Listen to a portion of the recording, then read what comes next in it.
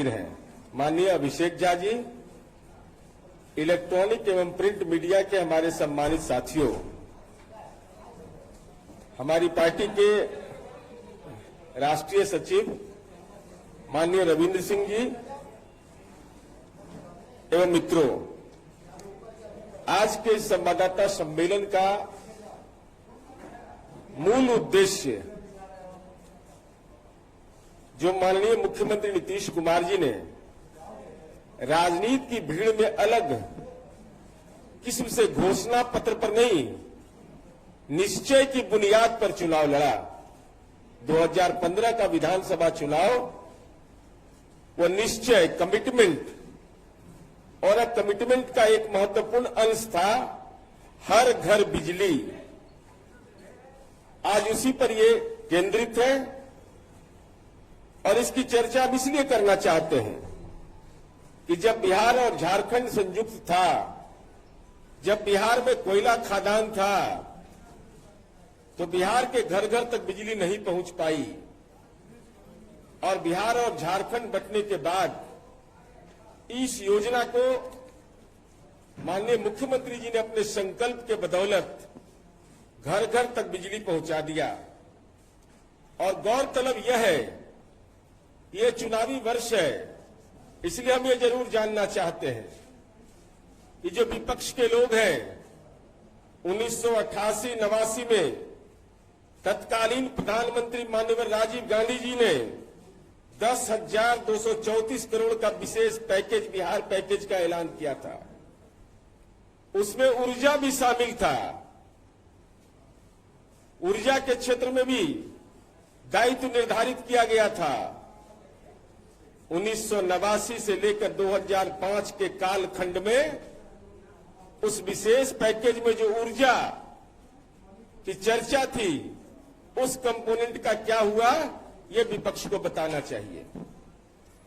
और ये महत्वपूर्ण इसलिए है कि 2005 में जहां ऊर्जा में का बजट जो था और आज 2020 के बजट में आप देखेंगे तो 271.30% की वृद्धि हुई है।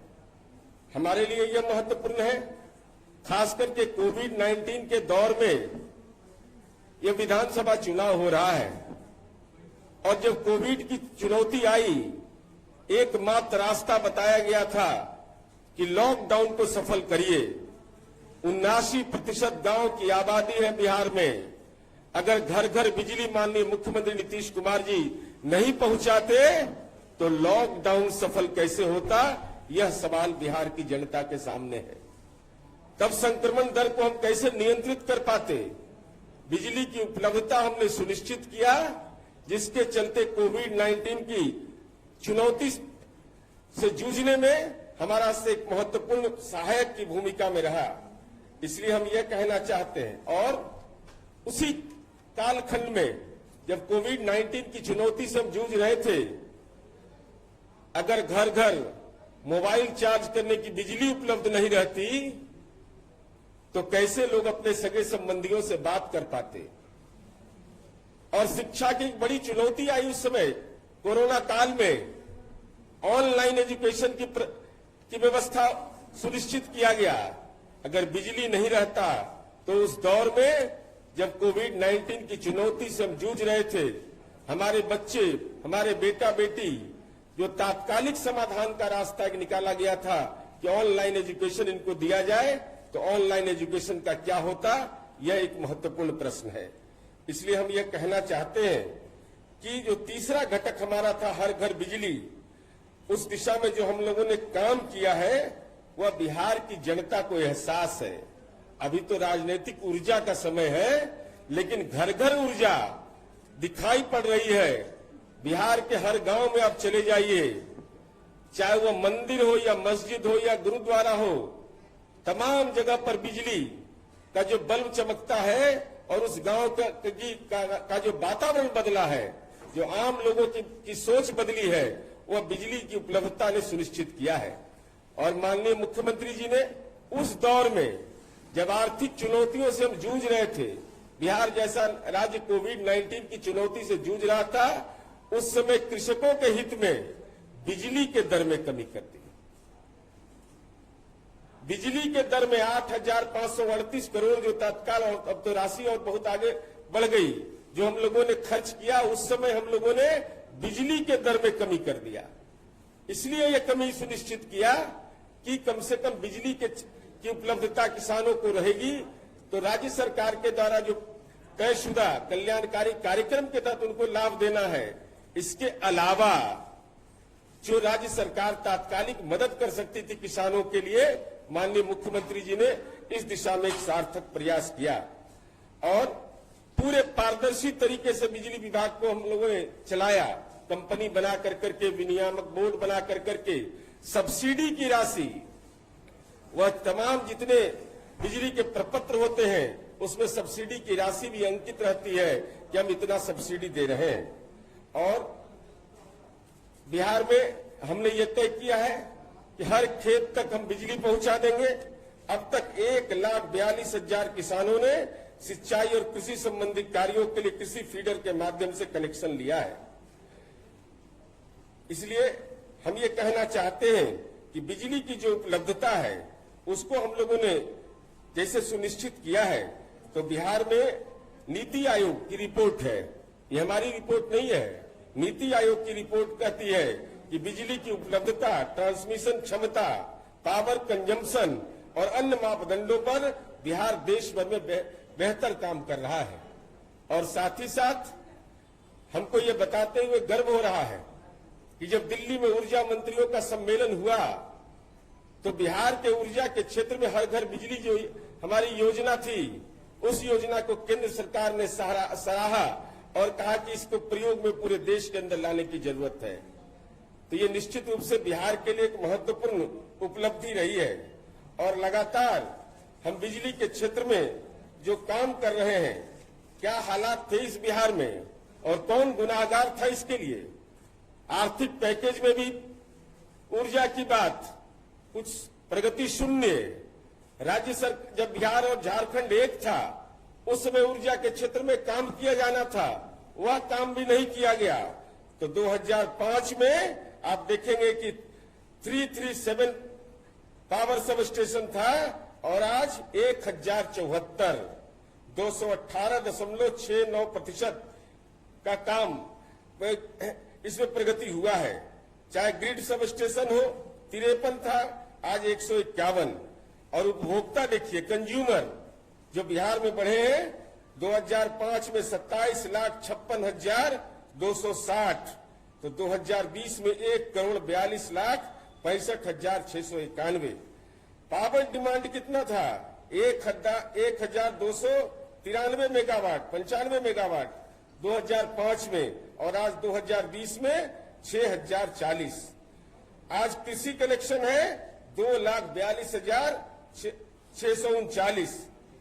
और आप तमाम लोग गवाह हैं इस बात के, क्या हालात था इस बिहार में। जो जर्जर तार रहते थे वो लटका हुआ रहता था, लोग उस पर कपड़ा सुखाते थे।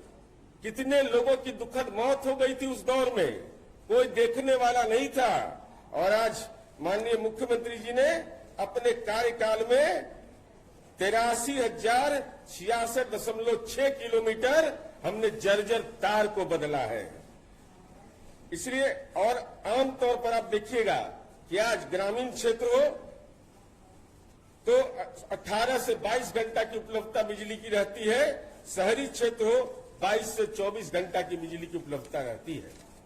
और साथियों, यह इसलिए महत्वपूर्ण है कि केवल यह माध्यम ऊर्जा की उपलब्धता नहीं हमारी उपलब्धि है, इसके विभिन्न उपादान हैं, ये महत्वपूर्ण है।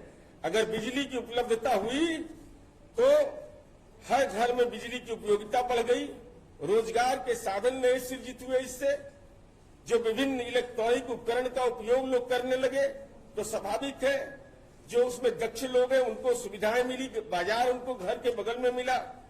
इसके अलावा जो केरोसिन तेल या मोमबत्ती का जो उपयोग करते थे उससे जो प्रदूषण में भी कमी आई। तो स्वाभाविक रूप से ये हमारे लिए एक महत्वपूर्ण उपलब्धि है। और बिजली उपकरण से जुड़े हुए छोटे लघु उद्योग प्रारंभ हुए, जो छोटे छोटे एपरेटस थे उस दिशा में काम शुरू हुआ। लघु उद्योग, सूक्ष्म उद्योग की श्रृंखलाएं बनने लगी। बाजार चट्टी जो कानून का राज माननीय मुख्यमंत्री जी ने बनाया, ऐसा कोई प्रखंड नहीं है जहां 5, 7, 8, 10 बाजार और चट्टी के रूप में डेवलप नहीं किया। और बिजली की उपलब्धता से 9 बजे 10 बजे रात तक के लोग दुकान खोल करके बैठते हैं। तो यह भी एक बिजली के क्षेत्र में उपलब्धता के चलते एक नया व्यवस्थागत आधार हुआ। और कृषि के क्षेत्र में यह महत्वपूर्ण इसलिए है कि कृषि प्रधान राज्य है बिहार। तो आप देखते होंगे डीजल सब्सिडी माननीय मुख्यमंत्री जी ने प्रारंभ किया। इसके पहले डीजल सब्सिडी किस चिड़िया का नाम था कोई जानता नहीं था, नरसंहार जानता था लोग, लेकिन डीजल सब्सिडी किसको कहते हैं यह कोई नहीं जानता था। माननीय मुख्यमंत्री जी ने जब बिजली की उपलब्धता सुनिश्चित किया तो आप कल्पना करिए कि 1 लीटर डीजल अगर कोई किसान खर्च करता है और बिजली की उपलब्धता हो जाती है, दोनों में कितना अंतर आ जाता है, किसानों को कितना इससे लाभ मिला। इसलिए स्वाभाविक रूप से हम लोगों ने जो काम किया है और बिजली का कनेक्शन हर घर तक जिन लोगों ने डिमांड किया है, हर हाउस होल्ड तक हमने देने की कोशिश की है और लगातार इस दिशा में हम काम कर रहे हैं। इसलिए हम ये समझते हैं कि बिजली से जुड़े हुए बहुत सारे मामले में राज्य सरकार ने जो उल्लेखनीय उपलब्धि हासिल की है, तो जब बिजली पहुंचा दिए, बल्ब पहुंचा दिए, घर घर रोशनी से जगायमान हो गया, तो लालटेन का जरूरत अब है। लालटेन को तो लोग भूल गया है। अब तो भगवान के मंदिर में भी बल्ब जलते हैं, मस्जिद में भी, गुरुद्वारा में भी, चर्च में भी। तब लालटेन तो केवल दागी नेताओं के घर में कैद खाने में कैद है। जनता तो उससे आजाद होकर करके अब बिजली की चकाचौंध में जो माननीय मुख्यमंत्री जी ने सुनिश्चित किया है उसमें निश्चित रूप से अपनी महत्वपूर्ण भूमिका अदा कर रही है। और बिजली की उपलब्धता ने बिहार के विकास को और गति दिया है। और ये बिजली की जो हमारी निरंतर उपलब्धियां हैं, इन उपलब्धियों के बदौलत हम बिहार को विकसित राज्य बनाने का जो हमारा संकल्प है, उस संकल्प को हम नया रूप देंगे।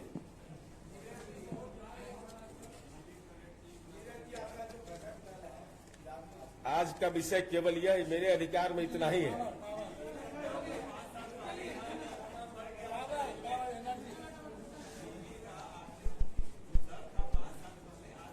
नहीं, विद्युत नियामक संस्था है, इसके लिए हर व्यक्ति को अधिकार है। यह डेमोक्रेटिक बॉडी है, कंपनी बनाया गया है इसीलिए कि आप जाकर के अपनी आपत्ति को व्यक्त कर सकते हैं कि भाई बिजली के दर में उसके विभिन्न कंपोनेंट बताए जाते हैं कि क्या कारण है।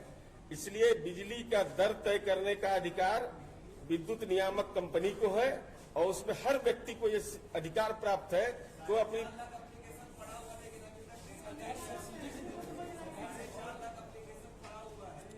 अब इसकी जानकारी मुझे नहीं, इतना जानकारी है कि बिजली में हम सब्सिडी देते हैं जो आपको भी मिलता होगा, उसमें लिखा हुआ है कि राज्य सरकार कितना सब्सिडी दे रही है। नहीं, वो तो मानक तय है ना भाई, सब्सिडी सरकार देती है। पूरी बात, बिहार में कोयला खदान नहीं है। आप पता लगा लीजिए कि जिन राज्यों में है वो भी बिजली नहीं पहुंचा पाए घर घर। हम घर घर बिजली पहुंचा दिया।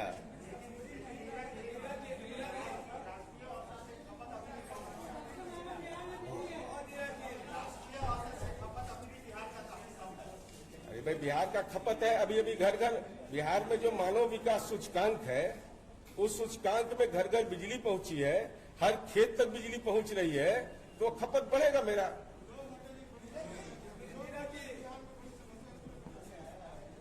आवाज नहीं आ रही आपकी?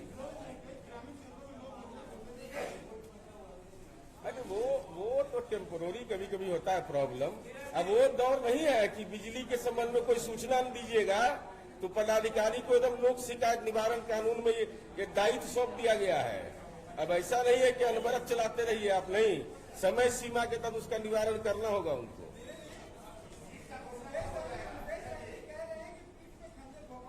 चलिए, आज का विषय यही है।